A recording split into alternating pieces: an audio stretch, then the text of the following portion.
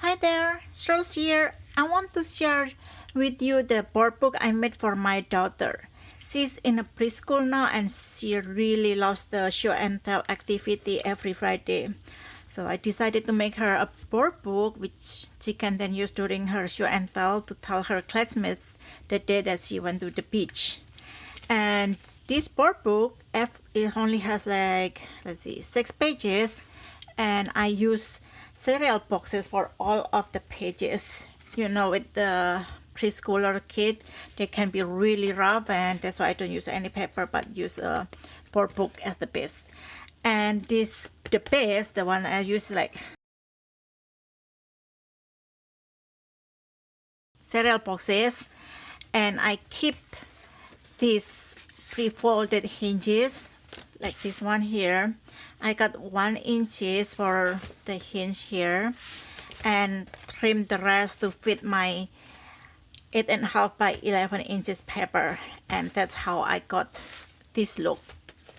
And of course I painted the edges blue to fit the paper that I'm using. The paper I'm using here is from Antique Papery, Back to Sea, Deep Blue Sea, and some other like sea theme paper. And for the hinges, I punched the holes along the hinges and then thread my ribbon around it and make this interesting looking crisscross pattern.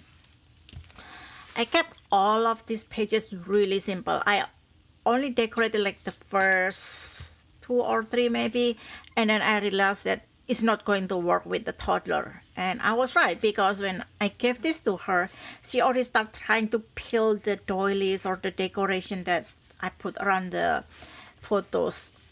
And for the back, I keep it really simple. And this back side, this paper, actually I laminated it with the cereal plastic bag, not the box. And look at this, it's kind of shiny but not glaring shiny like when you use the laminating pouch. And that's the reason I'm using it. Also, you know, like I said, with the toddler, they can be really rough, and I want to make sure that this set stays clean even when she brought it to school. And I do not know what nasty tablet she put this on. And yes, this already came back from school. She already brought this book to school and it survived. And I'm so happy that I decided to use cereal boxes and only decorate this with these pretty papers from Antique Papery. Like I said, all of these are really simple. I should have put a title here, but I haven't done so, but it works. So I just put like photo on the pretty paper, and this is one of the 2 interactive pages I made. And all of this fussy cut is from my porch print, and this one is only open like this. It's just showing them like running on the beach, my eldest one and my youngest one. And yeah, for privacy reason, I decided to cover the faces. Like, I know like some people doesn't care about it, but you never really know what people are going to use the photo of your kids, and that's why I decided to cover it. And every other page here, as you can notice, I put a shim in between. So if I have more like bulky embellishment, this book won't like open like an alligator, but it will still close nicely. I was originally planned to put some more embellishment, but like I said, it's for kids. And maybe when I have time, I will put more decoration, because she's done with this book and I can keep it for myself. And yeah, sometimes I fussy cut around the image on the digital and use it as part of the decoration embellishment for the photo. And the photo here, I printed on a premium paper. It doesn't really look shiny, but if you use premium paper, you can tell that the color become more crisp and more vibrant. Just like more, like this is the second interactive page that I made. It's like a pop-up page. It's like something like this. And believe me, I regret making this pop-up page.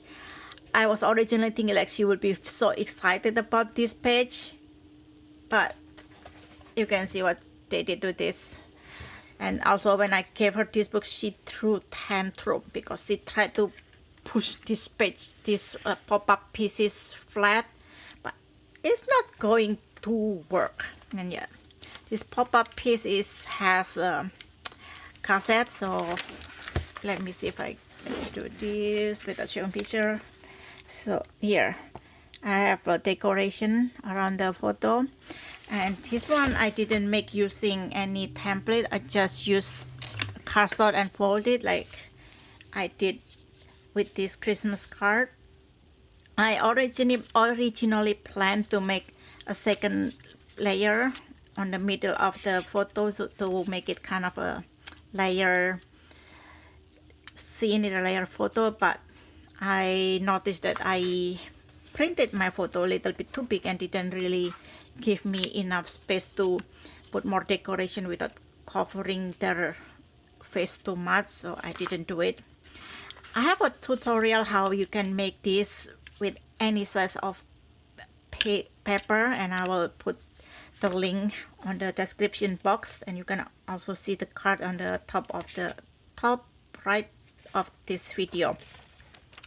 Yeah, I need to fix this. And yep, there's more. This is where we went to eating in a restaurant in the beach in the Half Moon Bay.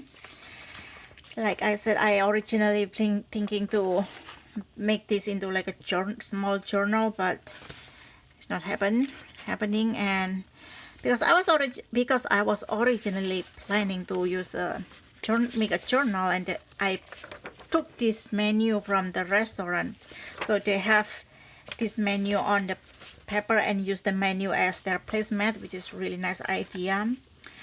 And yeah, I took it, and because it's not going to be part of a journal, I decided to make a tuck spot and put it here just for a memory. And this is the last page of this board book, more like a scrapbook album, and it's like a scrap that I cut from the paper and make it like hugging this plate. So yeah, that's it. It's really simple, easy, fun project, which I think I will do it again for other short trip that we did, and so my daughter can bring it to her show and tell at school. But one thing that I also learned is I'm not going to print my image so big. I might just scale it down a little bit more. When I resize my photo, I try to make full use of A4 paper, but yeah, on some pages just too big. But it works for now. I learned my lesson. So that's it, ladies, for my board book. I call it A Day at the Beach. And thank you for watching. Bye. Happy crafting.